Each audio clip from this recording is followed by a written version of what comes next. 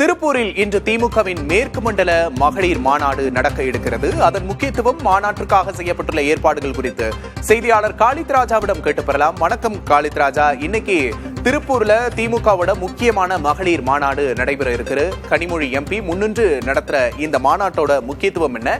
மேற்கு மண்டலத்திற்கான திமுகவின் அசைன்மெண்ட் என்னென்ன?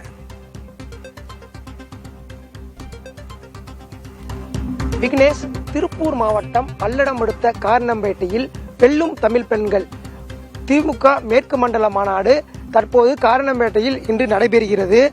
இந்த கொங்கு மண்டலத்தில் கரூருக்கு பிறகு 3 மாத இடைவெளியில் இந்த மாநாடு நடைபெறுகிறது. இதுவும் முக்கியத்துவம் வாய்ந்ததாக பார்க்கப்படுகிறது.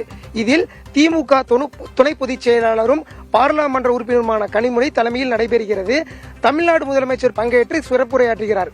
கோவை, நீலகிரி, கரூர், ஈரோடு, நாமக்கல், திருப்பூர் ஆகிய 39 சட்டமன்ற தொகுதியிலிருந்து 1 லட்சம் முதல் 1.5 லட்சம் பேர் இந்த மகளிர் இந்த மாநாட்டில் பங்கேற்பதாக தெரிவிக்கின்றனர். 4000த்திற்கும் மேற்பட்ட பேருந்துகள் மற்றும் வாகனங்களும் நிறுத்துவதற்கான இடமும், நிகழ்ச்சி நடைபெறும் திடல் 29 ஏக்கர் என மொத்தம் 110 ஏக்கர் மாநாடு இடம் அமைந்துள்ளது.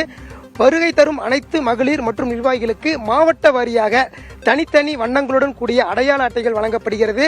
மாநாட்டில் பங்கேற்கும் மகளிருக்கு 30 வயதிற்கு உட்பட்டவருக்கு கருப்பு சிவப்பு சுடிதாரும், 30 வயதிற்கு மேற்பட்டவருக்கு கருப்பு சிவப்பு சேலையும் பிரத்யேகமாக வழங்கப்படுகிறது.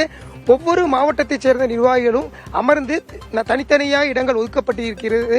இதை ஒழுங்குபடுத்துவதற்கு அந்தந்த மண்டலங்களைச் சேர்ந்த தன்னார்வலர்கள் நியமிக்கப்பட்டிருக்காங்க.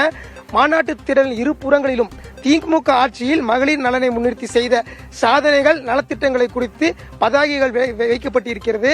மாநாட்டில் கலந்து கொள்ளும் தாய்மார்களுக்கு பாலூட்டும் அறை வசதியும் தனியாக ஏற்பாடு செய்யப்பட்டிருக்கிறது.